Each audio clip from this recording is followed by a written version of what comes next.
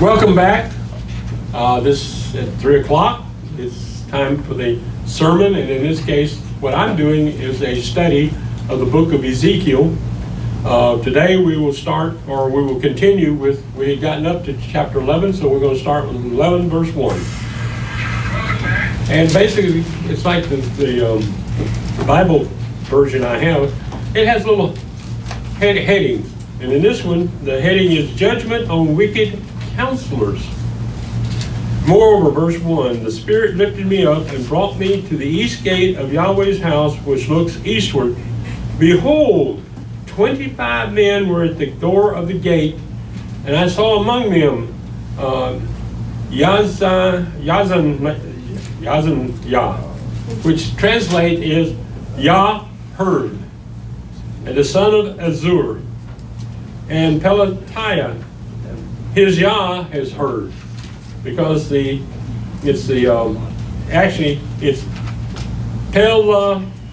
Pelatiyahu, and with that Yahoo, that's a possessive, his Yah.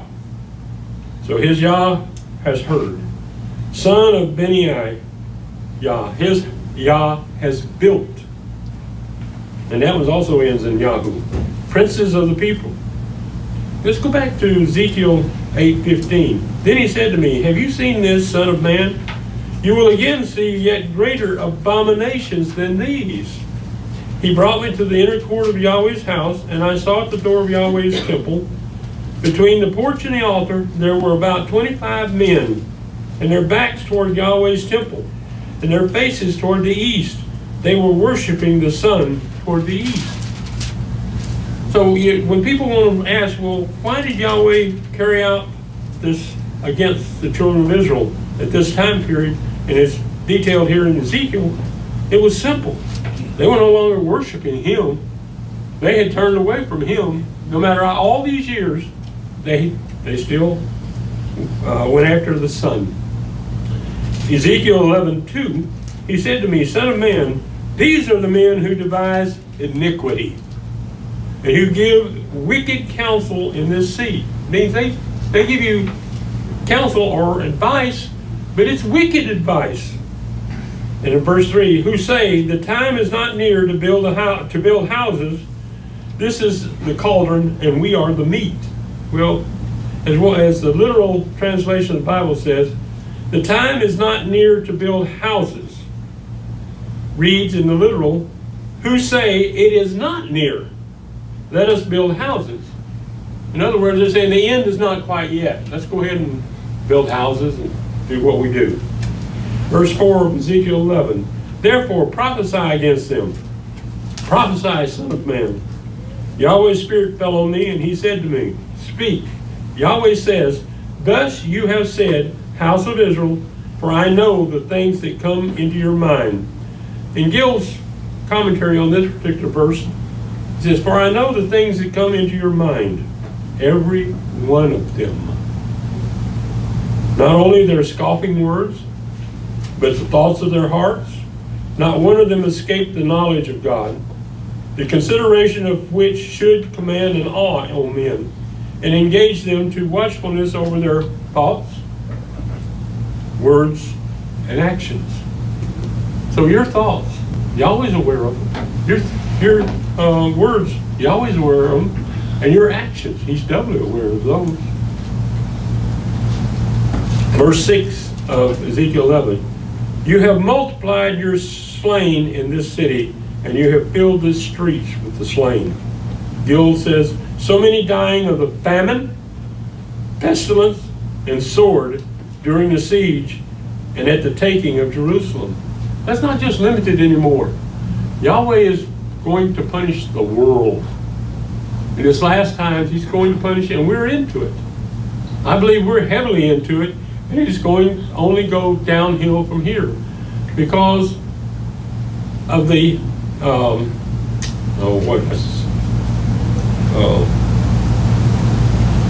the advice is being given by the members of our government. We're having a gas shortage. and the price has gone up. Well, it's now come back down some, but you know, it's like in the past. Goes way up, then it comes back to the price they want to actually keep it at. That's just to make you feel better about it. But the other thing is, we have a strategic reserve that by law cannot be sold or removed except in a crisis for this country. And they've already sold thousands of barrels of oil to Europe. And would you believe 15% of the last bit that they took out? Not China. China. China got it. How did I know that? Yeah. But I mean, this is what's going on out there. What about the people that are suffering under the cost of gas prices right now because the prices are driven up so high? You know, the food. As I was telling Robert earlier, the truck traffic this morning coming in on Interstate 30 was almost non-existent compared to what we used to run into as we were coming into Dallas. Usually we would run into at least 2 or more traffic jams. One would be the bridge across Lake on the east side. The next one we would run into would be at the coming into what we call here in Dallas the channel that comes in through the south side of town. And usually those 2 locations will usually delay us anywhere from 10 to 15 minutes. We were well ahead of time getting here. Because I always leave an hour early for wherever I need to be. So because of those things, it gives you a chance if something does happen, it can recover and you can still make it on time. Let's see, what was the other thing? Yes, Mom. When we went home last time, remember I told you the time we got on 30 till we got off at 96, 300 of those tractor trailer rigs. Yeah. Yeah, so I mean, the supply change, the lack of diesel, and now the lack of, which I didn't realize until got into this, that I'd seen this on the truck stops. DEF, big letters. Well, they have now configured all of the diesel engines, including tractors, the new tractors.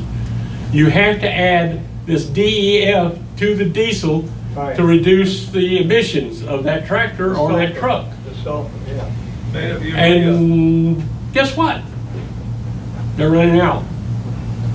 So without it, the diesel cannot work, or is not allowed to work. So anyway, he goes on here. It says, so many dying of the famine, pestilence, and sword during the siege and at the taking of Jerusalem. Ezekiel 11:7. Therefore thus says Adonai Yahweh. Now, one thing I noticed in this particular chapter, or in these next 5 chapters, he's always addressed as Adonai Yahweh. Adonai is master. Okay? But you'll see in your book, Lord God, which you would automatically say is Yahweh Elohim. Elohim. Nope, it's Adonai Yahweh. Yahweh. When you look in the actual Hebrew script, that's the way it is. And it's used consistently from this point on, that Yahweh is addressed as Adonai Yahweh. Your slain, whom you have laid in the middle of it, in the middle of the city, they are the meat, and this is the cauldron, but you will be brought out of the middle of it. So it's not actually going to be necessarily that you will be affected by this, but most people will. You have heard the sword, you have feared the sword in verse 8, and I will bring the sword on you, says Adonai Yahweh. Comment from Gil says, you have been afraid of them that kill with the sword, and not afraid of Yahweh. See Matthew 10:28. I think I checked, yeah. Matthew 10:28. Don't be afraid of those who kill the body, but are not able to kill the soul. Rather fear him who is able to destroy both soul and body in Gehenna. Ezekiel 11:9, I will bring you out of the middle of it, and deliver you into the hands of strangers, and will execute judgments among you. Those judgments or those punishments for sins such as famine, pestilence, sword, and captivity. You will fall, verse 10, you will fall by the sword. I will judge you in the border of Israel. Then you will know that I am Yahweh. He's going to do it in the land of Egypt, of Israel. Gil says, and you shall know that I am Yahweh, who knows things and foretells them before they are, and am able to accomplish all that is threatened, and am just and righteous in my ways and works, and whom am known by the judgments executed by me. Not Satan, not the adversary, not for anybody else. Yahweh brings about the execution of the judgment. Verse 11, this will not be your cauldron, neither will you be the meat in the middle of it. I will judge you in the border of Israel. Gil goes and says, it was the cauldron for the slain, not for the, for the slain, for the dead, but not the living. Verse 12, you will know that I am Yahweh, for you have not walked in my statutes. You have not executed my ordinances, but have done after the ordinances of the nations that are around you, allowing the influence from the outside, allowing the influence of today's world to look at how you worship Yahweh. And he goes on, verse 13. When I prophesied, Pelati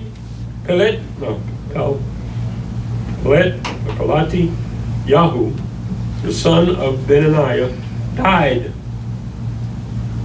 Then I fell down on my face and cried with a loud voice and said, Oh, Adonai Yahweh, will you make a full end of the remnant of Israel? Then this next part goes into Israel's new heart and spirit. Yahweh's word came to me saying in verse 14, Son of man, your brothers, even your brothers, the men of your relatives, and all the house of Israel, all of them, are they to whom the inhabitants of Jerusalem have said, Go far away from Yahweh. This land has been given to us for possession. Therefore say, Thus says Adonai Yahweh, whereas I have removed them far off among the nations, and whereas I have scattered them among the countries, yet I will be to them a sanctuary for a little while in the countries where they have come. I mean, Yahweh scattered them throughout that area of what we call Iraq, Iran, all up in that area, and then they moved on up into other areas later on when they did actually get released. But they never came back to Israel. They were removed.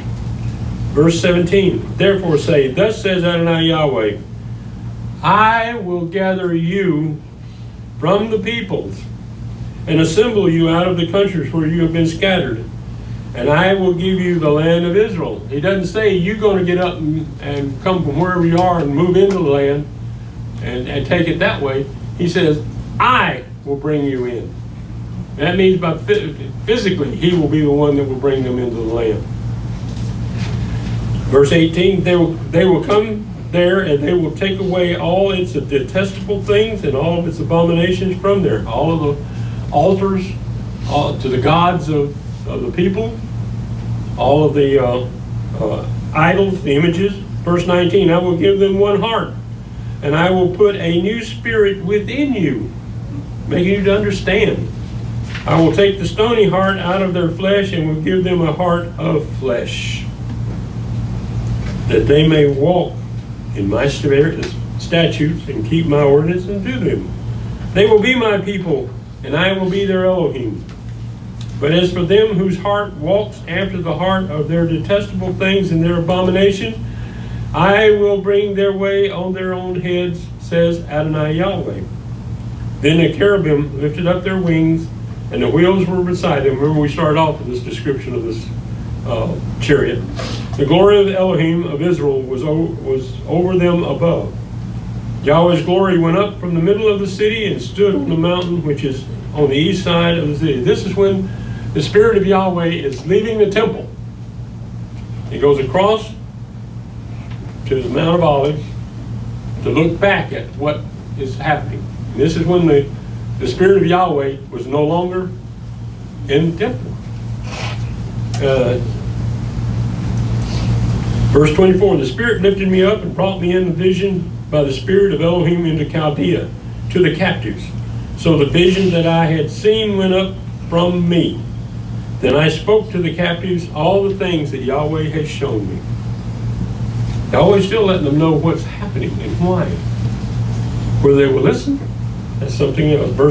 Chapter 12, verse 1. Yahweh's word also came to me, saying, Son of man, you dwell in the middle of the rebellious house, who have eyes to see and don't see, who have ears to hear and don't hear, for they are a rebellious house. Yes? Well, I had a question about chapter 11. I wanted to squeeze in before you jumped in. Okay. And like in the beginning when they was talking about the 25 men that were praying to the east. Yeah. So there's some congregations out there that still face the east when they pray. I know that we don't do that here. Can you speak to that? Why we don't do that? Why we shouldn't do that? You don't? Anymore?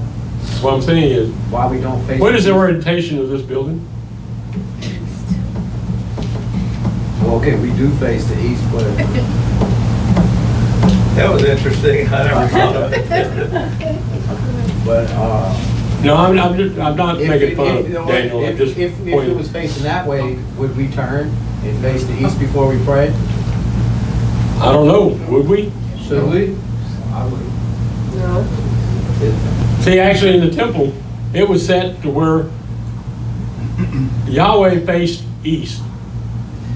The ones that were doing the sacrifices faced west. That was also why the sacrifices took place between dawn, when the first light is seen on the eastern horizon, and are finished before the sun comes up above the horizon. Okay? Now, if you want to say that the temple is up there on the Temple Mount, you got one huge problem. You stand on that Temple Mount and you look east, you can't see the horizon. There is a mountain between you and it. Mount Olive. Mount of Olives. And I mean, it's as high as that wall back there from where I'm could be sitting on the Temple Mount. That's about right. Yeah. And so you don't actually get sunlight on the Temple Mount until later in the day, almost before noon. It's not that bad. That was some of the things that I picked up while I was there in 2000. But that's one of the things.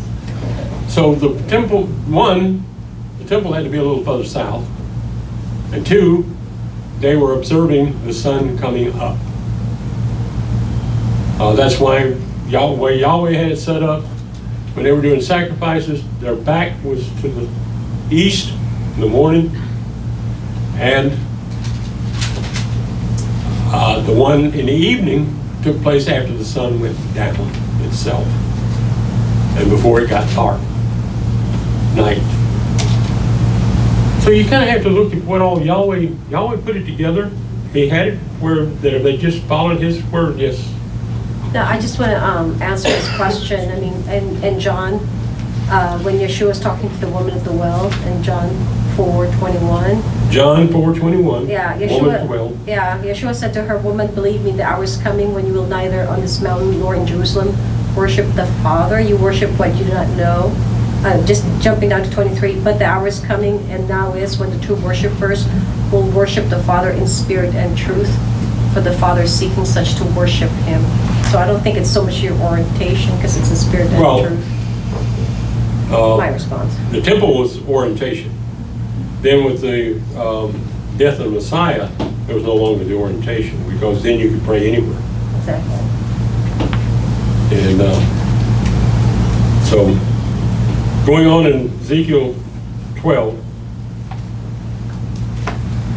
verse 3, "Therefore, you son of man, prepare your stuff for moving, and move by day in their sight. you shall move from your place to another place in their sight. You're now being an example. Something that you got to make them curious. It may be they will consider, though they are a rebellious house.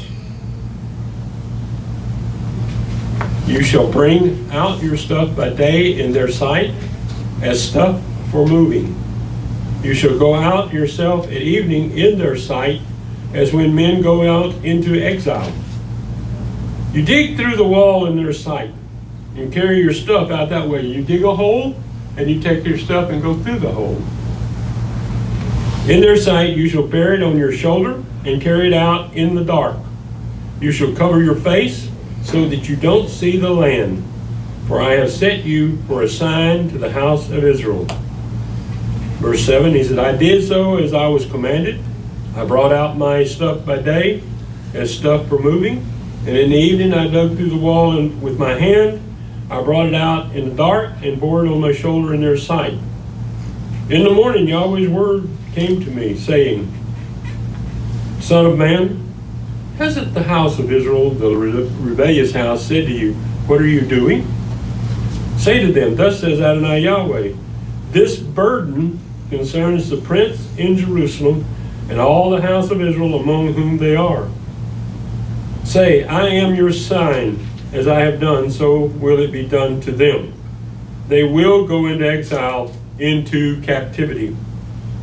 The prince who is among them will bear on his shoulder in the dark, and will go out. They will dig through the wall to carry things out that way. He will cover his face because he will not see the land with his eyes. You know, it's one of the interesting things. When we were in Jerusalem in 20, doing the archaeological dig, trying to find this, where the Ark of the Covenant was supposed to be hidden, one of the main things that was coming into this was talking about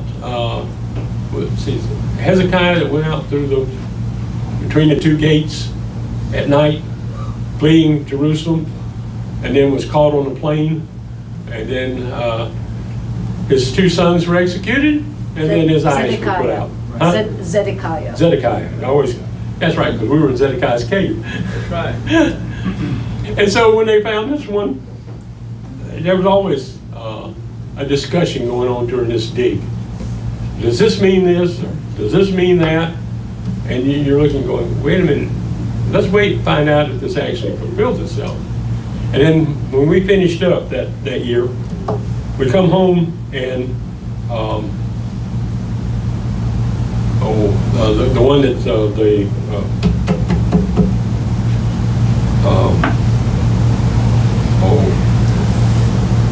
I'll think of it. But anyway, I can almost say his name and can't say it either. You talking about Ezekiel? Huh? You talking about Ezekiel? No, I'm talking about that room down in the bottom where they published pictures saying that this was between the two walls, the two gates. You talking about in the back of the cave? Yeah. It was As done. bogus as it could be. But it was published here with Oh, you're talking about Zoe Jones. that magazine. Jones, anyway, was claiming that he had found this between the two gates. And it's in a hole I can't remember. in the cave that we were in. Because Bob saw it. Yeah. And it doesn't go anywhere. You couldn't even escape if you wanted to. It's a joke. But I mean, that's how people can take something and develop something out of nothing. So, Oh, but Dennis, uh-huh. you didn't see it, but Peggy and I and Renetta and we saw between the walls. Uh-huh. They had uncovered the second wall. It didn't exist prior to us going there in the year 2000. Uh-huh. They found it about 3 months before we got there, and I got to see the second wall. Uh-huh. So the gate where they escaped had to be between those two walls somewhere in the city of David. In the city of David. So it's true. Well, the Bible's true. This place that was down in the deep underground in the cave was in an off-limits area. So naturally Bob had to go check it out. Of course. Very good, Bob. You know, he makes that one. He says where people they go where angels fear to tread. That wasn't a big deal. That's so true. Ezekiel 12:12, the prince who is among them will bear on his shoulder in the dark and will go out. They will dig through the wall to carry things out that way. He will cover his face, and because he will not see the land with his eyes, I will also spread my net on him, and he will be taken in a snare. And he was. Before he could get to Jericho, he was captured. I will bring him to Babylon, to the land of the Chaldeans. Yet he will not see it, though he will die there, because he put his eyes out. I will scatter toward every wind all who are around him to help him and his bands. I will draw out the sword after them. They will know that I am Yahweh when I disperse them among the nations and scatter them through the countries. They will see Yahweh's power, and that it came from Yahweh, not from some third or fourth, individual that people can blame otherwise, because they won't blame Yahweh, because wait a minute, why do you take a chance of blaming Yahweh? He might actually take exception to your blame. Verse 16, but I will leave a few men of them from the sword, from the famine, and from the pestilence, that they may declare all their abominations among the nations where they come. Then they will know that I am Yahweh. And he did leave a remnant behind in Israel. They didn't take too kindly to it, and the king that was put over them, Zedekiah, I think it was, they murdered him. Then they had to flee. Verse 17, moreover, Yahweh's word came to me, saying, Son of man, eat your bread with quaking, and drink your water with trembling, and with fearfulness. Tell the people of the land, thus says Adonai Yahweh, concerning the inhabitants of Jerusalem and the land of Israel. They will eat their bread with fearfulness, drink their water in dismay, that her land may be desolate, and all that is therein, because of the violence of all those who dwelt therein. Verse 20, the cities are inhabited, will be laid waste, and the land will be desolation. Then you will know that I am Yahweh. Well, the last time things got this bad here in this country, we had the Great Dust Bowl of the 30s. And the reason that happens is, if that land is not constantly being plowed and planted, it dries out. And when it dries out, it becomes almost powder form. When that happens, there's nothing to hold it in place when the winds come. Yes, Curtis? Back up a few verses. Verse 12, actually, that was fulfilled. We read about the fulfillment of that in 2 Kings 25. 2 Kings 25. 25, verses 6 and 7. Verses 6 and 7 is where he is the parallel telling when this was later actually fulfilled. Let's see, wait a minute. Verse 21, Yahweh's word came to me, saying, Son of man, what is this proverb that you have in the land of Israel, saying, the days are prolonged and every vision fails? Tell them, therefore, thus says Adonai Yahweh, I will make this proverb to cease, and they will no more use it as a proverb in Israel. But tell them, the days are at hand and the fulfillment of every vision.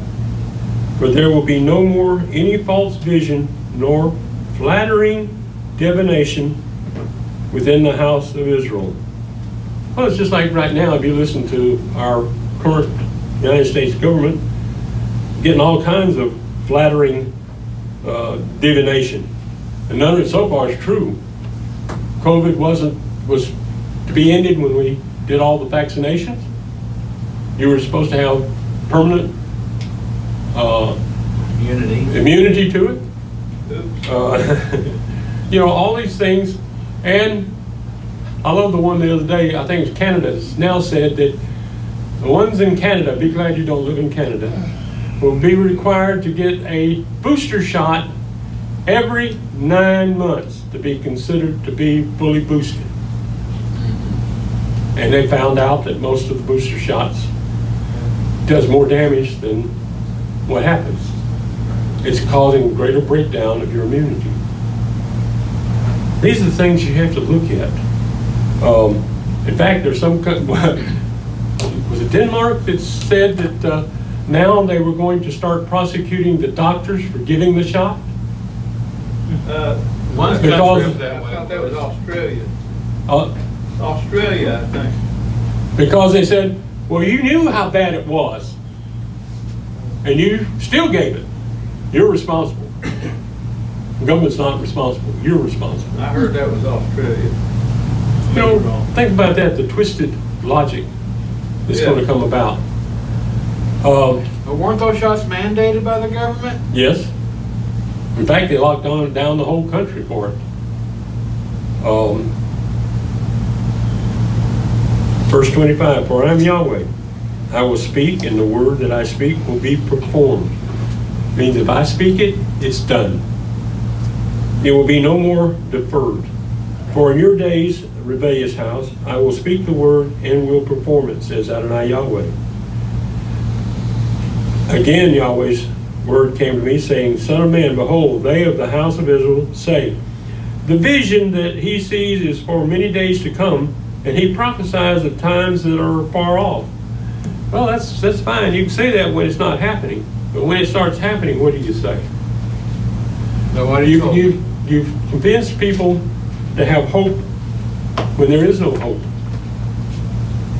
Therefore tell them, thus says Yahweh, none of my words will be deferred anymore, but the words which I speak will be performed, says Adonai Yahweh. Chapter 13. In this chapter, he condemns false prophets. Yahweh's word came to me, saying, Son of man, prophesy against the prophets of Israel who prophesied, and say to those who prophesy out of their own heart, hear Yahweh's word.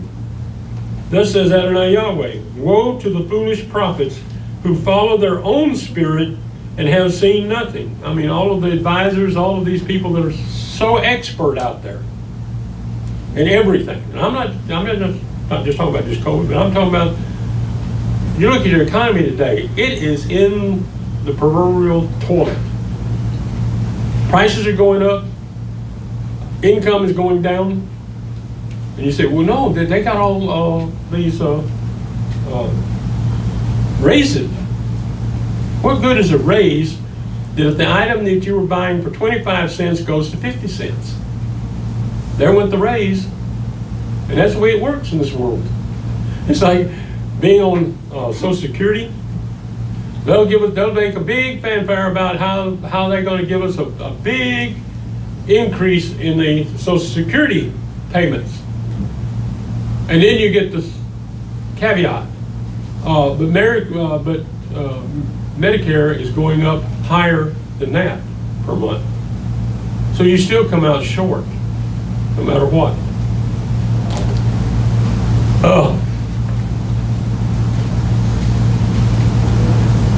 Verse 4 of chapter 13. Israel, your prophets have been like foxes in the waste places. You have not gone up into the gaps or built up the wall for the house of Israel to stand in the battle in Yahweh's day. You know, our equivalently is they didn't finish the wall on the Texas border. And look what's happening. They have seen falsehood and lying divination, who say, Yahweh says, but Yahweh has not sent them. They have made men to hope that the word would be confirmed. Haven't you seen a false vision? And haven't you spoken a lying divination? In what you say, Yahweh says, but I have not spoken.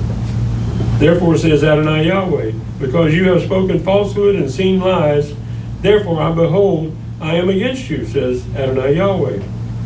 My hand will be against the prophets who see false visions and who utter lying divinations. They will not be in the council of my people. Neither will they be written in the writing of the house of Israel, neither will they enter into the land of Israel. Then you will know that I am Adonai Yahweh.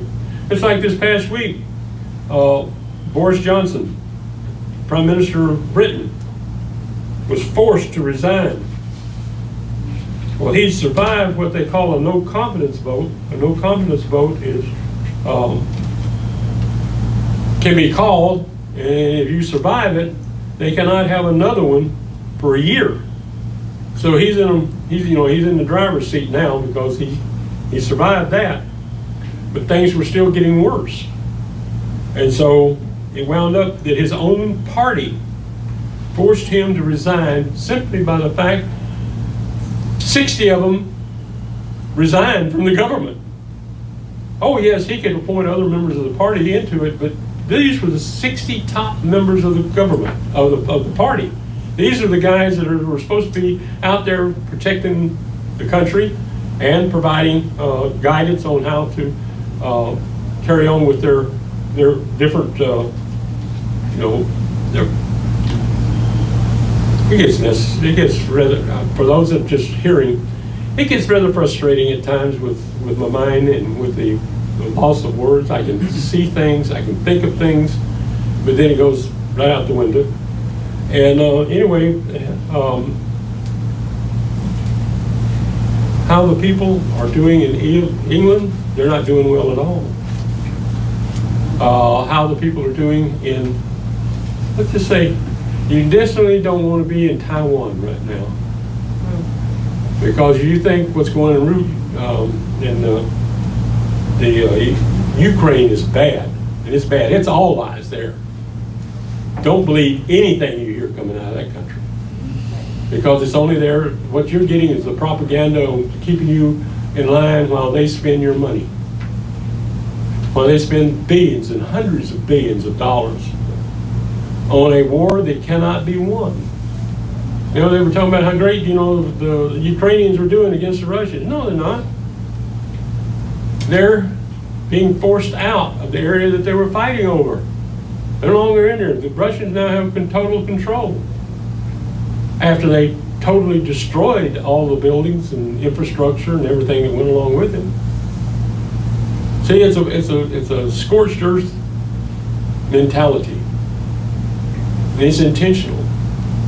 Part of it is you scorch earth. How are you going to feed your people?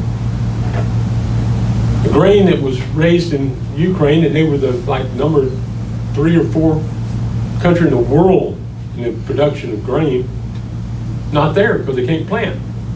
They don't have fertilizer. They don't have gas or diesel to run the tractors. And they said one of the ones, I loved was one I was watching. Did you know that there was an uprising going on in the Netherlands? The Dutch farmers are about to shut that country totally down because the government has decided that their cows emit too much nitrogen and is detrimental to the climate. I heard that they were shooting, that some of the cops were shooting at the farmers. They shot at the 16-year-old driving a tractor who was driving away from it. He was Away from it, yeah. He was trying to get away from what was going on. And but the other thing is one of the guys that I was listening to was talking about. He says the Dutch farmer is the most innovative and the most they produce better than any other. You think about it, how big is the Netherlands compared to the United States? They almost outproduce the United States both in grain and in animal production. I mean, they have got it down to a science that their farms do better than any other farm out there. And so what the government doing? They're confiscating. First, they put a limit on how many cows they can have. Okay. Then the second stage is they're starting to confiscate farms, and those confiscated farms, rightly enough, are being turned over to immigrants. You remember all that big influx through Greece and up through Germany and into the Netherlands? But these are not farmers. Sounds fair to me, brother. Well, it's like what happened in South Africa. But what about equality, Dennis? Yeah, I know. They took all the farms and gave it to the black members of the area. The only problem was these were people who had worked on the farm but had never actually run a farm. And even with the state giving them gasoline, fertilizer, and seeds, they didn't know when to plant. All those years they'd worked on it, all they did was they did what the boss told them to do. And so when it came down to it, all the farms went bankrupt. We're still bankrupt. The world out there is in a bad shape right now, whether you want to know it or not. And it's not getting better.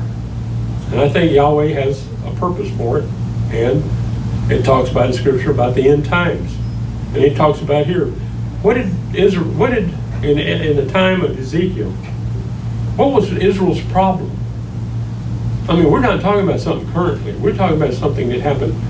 Basically, I think the oldest was 722 BCE. We're talking about 3,000 years ago. And he already had that same problem with them. You think he's going to be any more lenient as time goes on? And the thing about it, a lot of this wasn't just limited to the Israelites. It spread out because it's like everything. You have one area that doesn't get rain, that production is taken out of, that property is taken out of production. It affects the amount of wheat that's on the market, the amount of cattle that's on the market. In some areas, back in the spring, they stopped delivering feed to the dairy farmers here in this country.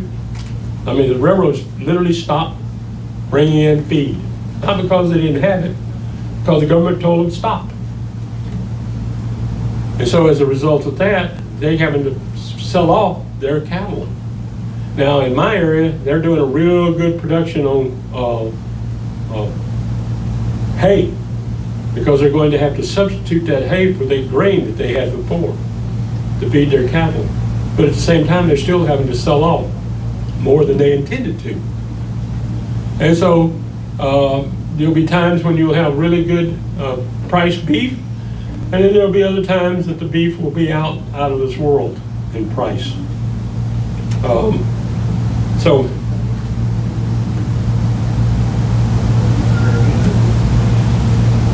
because verse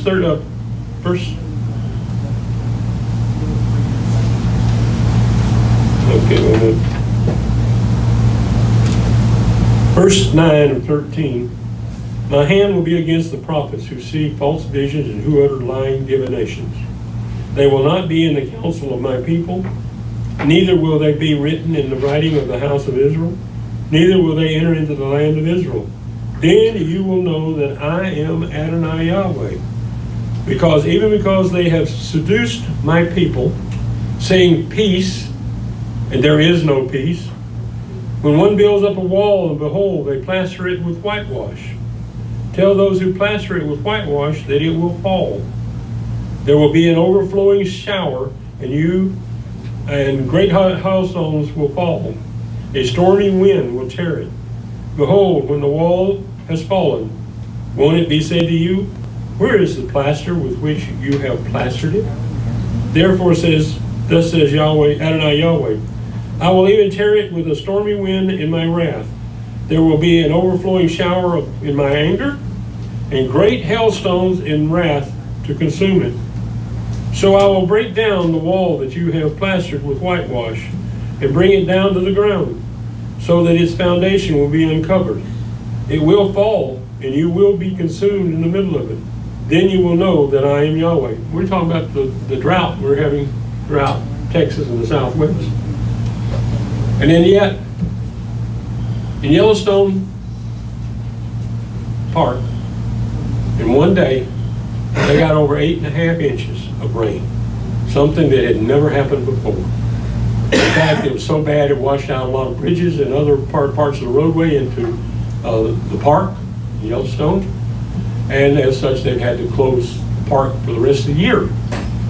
And then they're going to have to do all this rebuilding to repair the damage that was done. But that water, what did you think about it was? What was that, about a month ago? But the water that came out of that went downstream.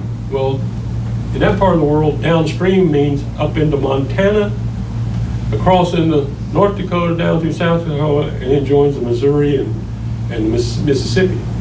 So, I mean, you've got this long trail before all that water gets down there. So we haven't heard anything lately on them. They've had those. Now they're having wildfires because everything's dry. Yes, Bob? Two major lakes, Lake Mead and another one out there are drying up. Well, you really... I exaggerate, not drying up. They're losing water almost to the point where they can't generate power. What are they going to do? Well, like you said, with Lake Mead, you know where I'm talking about? It's with Hoover Dam. It feeds Las Vegas. It feeds all of Southern California, farms and cities. Okay? The water's getting down to a level that pretty soon it's not going to have any water that they can transfer anywhere. It's down 180 feet, I think it is. I mean, it just, you see what's going on. They've had years of no water, or I should say little or no water, coming down the Colorado River. But also in the same part, you've got all of these other cities and all these other states and everything that's siphoning water out of it before it gets that far. And so, you think of the millions of people and hundreds of millions of people that will be affected when basically Lake Mead can no longer supply electricity and water to drink. Be a nightmare. Yes. We see a convergence of so many of these things.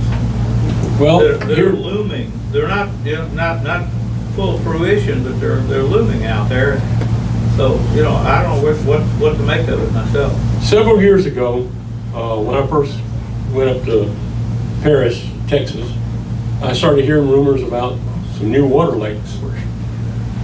They're building one right now that's north of Highway 82, between it and the Red River, north of Bonham over to, always have problems, another town. It's on Highway 82. Well, then south of there, they're building a lake at Ladonia. My son took me through there to show me the road, the original highway that goes through there is being replaced by the new highway to go over the lake. And let's put it this way, it's like looking at about a 15-story building when you have to lean back to see the bridge that's going to go over where the water depth is to the bottom of that lake. But that's water that's going to North Texas water submission. So for all of the subdivisions that are being built across the farmland of North Texas, that water has to come from somewhere. And that's where they will be getting it. The water system I have, or I'm with, is a deep well, community water service. I don't like the water because it's got a high mineral content in it. So it's kind of makes you want to kind of throw up. You drink very much of it. It's just the way it affects your throat. Yes, Curtis? Well, some of the developments you spoke of just a moment ago, up just north of here, that's also, they're covering up acres and acres and acres of some of the finest agricultural land for beef, for cattle, and for producing hay to feed them. Right. But yet there's more people to feed, but now there's less land on which to produce it. Yeah. Yeah, they do require food, don't they? Yeah. Anyway. We got 17 bales this year. We had 45 last year. Wow. Listen, let me get back into this. Verse 15, thus I will accomplish my wrath on the wall, and on those who have plastered it with whitewash. I will tell you, the wall is no more, neither those who plastered it. All the work they did meant nothing. The whitewash was to cover up the fact that it really wasn't that great job. To wit, verse 16, the prophets of Israel who prophesy concerning Jerusalem and who see visions of peace for her, and there is no peace, says Adonai Yahweh. You, son of man, set your face against the daughters of your people, who prophesy out of their own heart, and prophesy against them. They're prophesying on what they believe will be it. And now he's told you prophesy against them with what Yahweh. And say, thus says Adonai Yahweh, woe to the women who sew pillows on all elbows, and make kerchiefs for the head of persons of every stature, to hunt souls. Will you hunt the souls of my people and save souls alive for yourself? You have profaned me among my people for handfuls of barley and for pieces of bread, to kill the souls who should not die, and to save the souls alive who should not live. By your lying to my people who listen to lies. Therefore, thus says Adonai Yahweh, behold, I am your pillows, I am against your pillows, which you hunt, the souls of them, souls to make them fly, and I will tear them from your arms. I will let the souls go, even the souls whom you hunt to make them fly. And I will also tear your kerchiefs and deliver my people out of your hand, and they will be no more in your hand to be hunted. Then you will know that I am Yahweh. Because with lies you have grieved the heart of the righteous, whom I have not made sad, and strengthened the hands of the wicked, that he should not return from his wicked way and be saved alive. Therefore you shall no more see false visions, nor practice divination. I will deliver my people out of your hand, then you will know that I am Yahweh. Chapter 14. He's now going to talk about the idolatrous elders. Then some of the elders of Israel came to me. See, this is always, things work from the top down. And usually it's those that create the biggest problem.